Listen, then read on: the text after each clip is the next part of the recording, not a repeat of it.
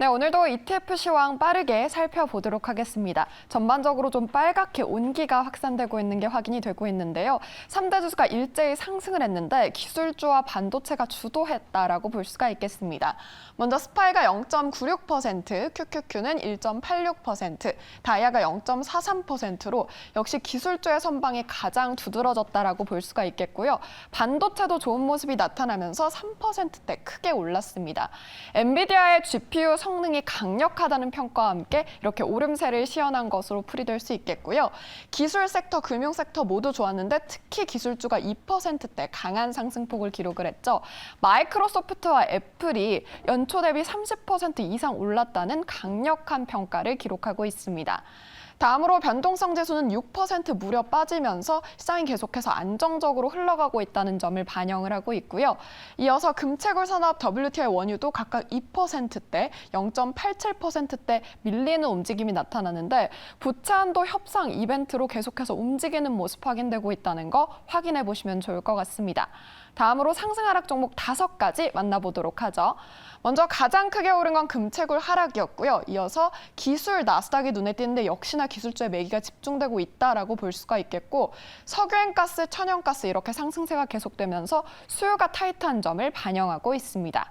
다음으로 하락한 종목도 확인을 해보시면 빅스 선물 나스닥 하락이 눈에 띄고요. 또 금채굴, 원유, 중국 이렇게 신흥국과 기술주 모두 이렇게 확인이 되고 있다는 점이 보여지고 있습니다. 자, 그렇다면 이번에는 화상 연결해서 ETF 시황 자세히 알아보려고 하는데요. 윤재용 미래에셋증권 선임연구위원과 함께 연결을 해보도록 하겠습니다.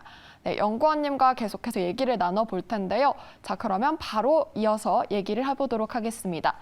안녕하세요. 네, 안녕하세요. 네, 반갑습니다. 오늘도 전일장 시황부터 좀 정리를 해주실까요?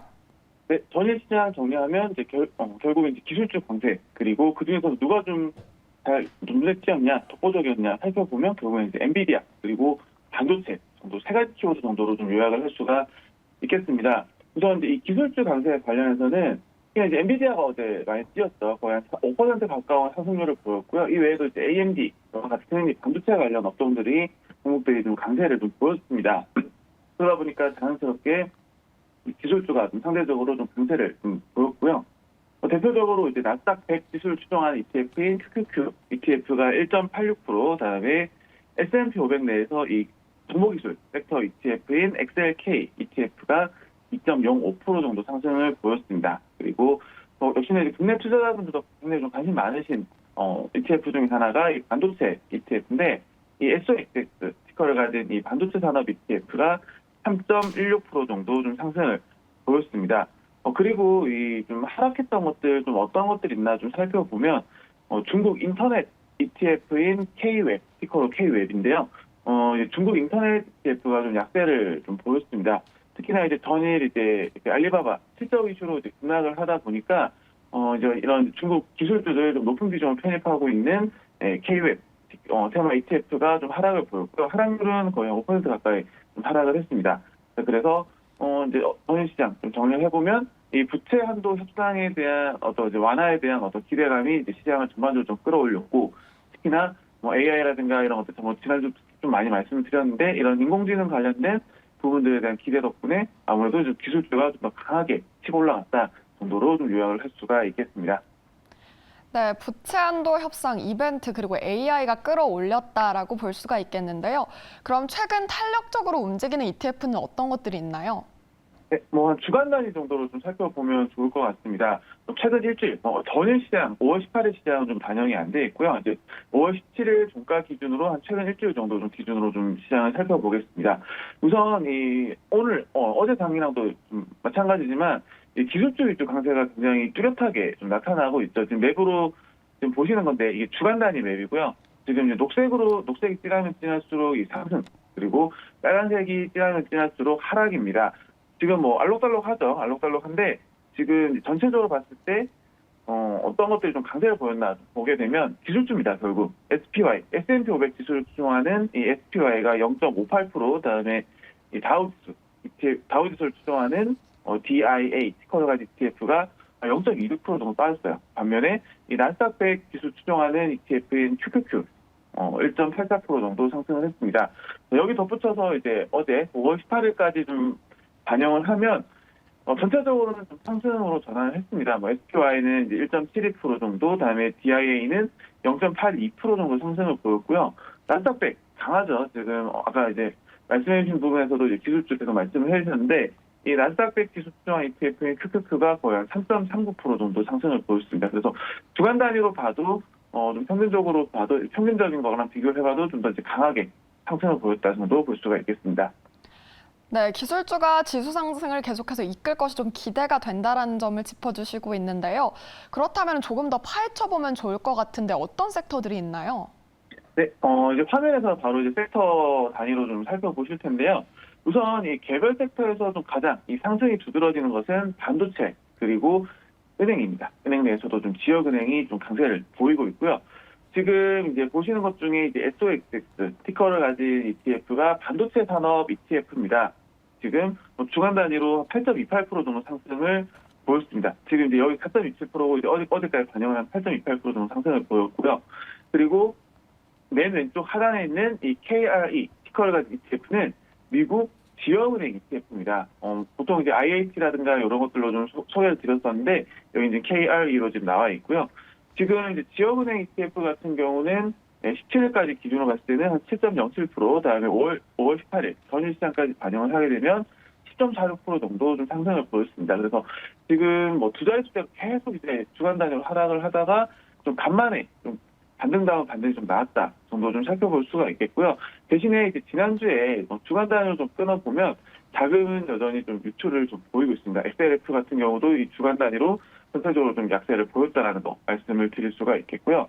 그 앞에서 잠깐 이제 언급을 못 드리고 좀 넘어왔는데 역시나 이제 기술주 관련 언급을 계속 드리는 것 같아요. 이 대형 성장, 대형주 중에서도 이 성장주들을 묶어놓은 ETF인 티커로 이제 VUG ETF가 있어요. 이 ETF가 2.76% 정도 좀 상승 보였고 대신에 대형 가치, 대형주면서 이 가치주인 종목들을 편입하고 있는 이 대형 가치주 ETF인 VTV ETF가 0.53% 정도 상승을 했습니다.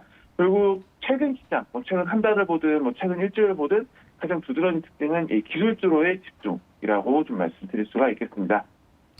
네, 반도체와 은행은 이렇게 강한데 반면에 좀 채권 시장은 약세를 보이고 있는 것 같거든요. 어떻게 보시나요? 네, 맞습니다. 채권 시장 관련된 하락 부분 좀 계속 언급을 해주셨던 것 같아요. 이 채권 시장 전반적으로 좀 약세를 보이고 있고요. 좀 화면에서 바로 이제 채권이랑 같이 좀 보시면서 좀 말씀을 드리겠습니다. 일단 왼쪽 상단부터 좀 말씀을 드리면 이 TLT는 이 미국 국채 장기물 보통 이제 20년물 이상을 편입하는 ETF입니다. 주간 단위로 한 1.41% 정도 하락을 보였고요. 하단으로 내려와서 이 티커로 이제 HYG를 가진 ETF는 하이드 채권입니다. 일정 이하 신용 등급을 보유하고 있는 고위험 채권들을 편입하고 있는 게 이 HYG 그리고 오른쪽에 있는 JNK까지가 이제 하이드 채권이고요. 그 밑에 이제 LQD 그리고 VCIT 이 두 ETF는 이제 투자 등급 회사입니다. 하이드 회사채가 이제 일정 신용 등급 이하라고 하게 되면 여기 보시는 LQD라든가 VCIT 같은 경우는 이제 신용 등급 일정 신용 등급 이상을 갖춘 상대적으로 고신용 회사채라고 볼 수가 있겠죠. 지금 전체적으로 하락은 했습니다. 대신에 이제 좀 세부적으로 뜯어보게 되면 이 TLT라든가 혹은 IF 이런 것들로 대표되는 미국 국채가 상대적으로 오히려 좀 더 큰 낙폭을 좀 보였고요. 오히려 이제 하이드 HYG와 같은 이 하이드 회사채가 상대적으로 조금 덜 빠졌습니다. 기존에 빠졌던 것들이 워낙 많이 빠졌다 보니까 좀 상대적으로 덜 빠졌다 정도로 좀 볼 수가 있고요. 그리고 이제 중간에 좀 빨간색이 좀 굉장히 두드러지는 게 TMF, 미국 국채 장기물의 3배짜리 ETF입니다. 최근 이제 순매수 같은 것들 말씀드리면서도 이제 중간중간 여러 번 좀 언급이 됐던 ETF이기도 합니다만 지금 이제 주간 단위로는 4.2% 정도 하락을 하면서 가장 큰 낙폭을 좀 보이고 있죠. 이런 특히나 이 장기물에 대해서 레버리지를 하고 있다. 물론 올라갈 때는 많이 또 먹을 수가 있겠지만 하락할 때는 역시나 좀 많이 빠질 수가 있다는 거. 그러다 보니까 특히나 이 레버리지 같은 경우는 일간 단위로 왔다 갔다 하다 보니까 이 구간 어떤 상승에 비해서 뒤처질 수 있다라는 부분도 좀 그런 위험성 부분들도 좀 충분히 감안을 해주셔야 될 것 같습니다. 네, 미국의 장기 국채를 추종하는 TLT의 약세 흐름이 좀 두드러진다라는 점을 짚어주셨는데요. 이 와중에 기술주 흐름이 정말 눈에 띄는 것 같아요. 좀 자세히 들여보면 어떤 게 있을까요? 저는 계속 이제 둘 다 이제 기술주 관련된 얘기를 좀 말씀을 드리고 있는데 지난주에 조금 이제 좀 더 특징적인 부분이라고 하게 되면 기술주 ETF들이 이제 52주 신고가에 이제 점점 이제 반영이 되기 시작했다라는 부분 좀 말씀을 드릴 수가 있을 것 같습니다. 물론 이제 최근 1년 기준 최근 이제 흐름을 보게 되면 굉장히 좀 많이 치고 올라왔지만 작년 이맘때 이제 하락폭이 워낙 강하게 잡히다 보니까 신고가에 좀 반영이 안 돼 왔었고요. 대신에 이제 지난주부터는 조금 이제 본격적으로 신고가 반영이 되기 시작했다라는 거 이제 대표적인 예로 좀 세 가지 정도 말씀을 드릴 수 있는데 첫 번째가 이 미국 S&P 500 내에서 이 기술 섹터를 편입하고 있는 XLK ETF입니다.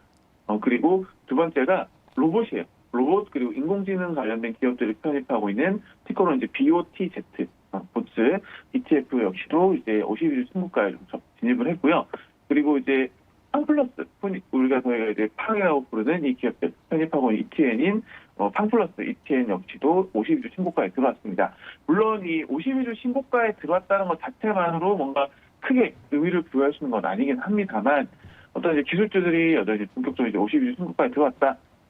새롭게 들어오기 시작했다. 그리고 잘 버티고 최근 좀 흐름이 좋았다라는 부분들까지 좀 연결을 하게 되면 어느 정도 이제 분위기 측면에서는 좀 더 긍정적인 것들 좀 볼 수 있지 않을까라는 거에 대해서 기대할 수 있다라는 거 말씀드리고 좀 마무리를 드리겠습니다. 네, 로봇과 인공지능을 포함해서 이렇게 기술주가 52주 신고가를 기록을 하고 있습니다. 이 부분 함께 참고하시면 좋을 것 같습니다. 지금까지 윤재용 미래에셋증권 선임연구위원과 함께 ETF 시황 들어봤습니다.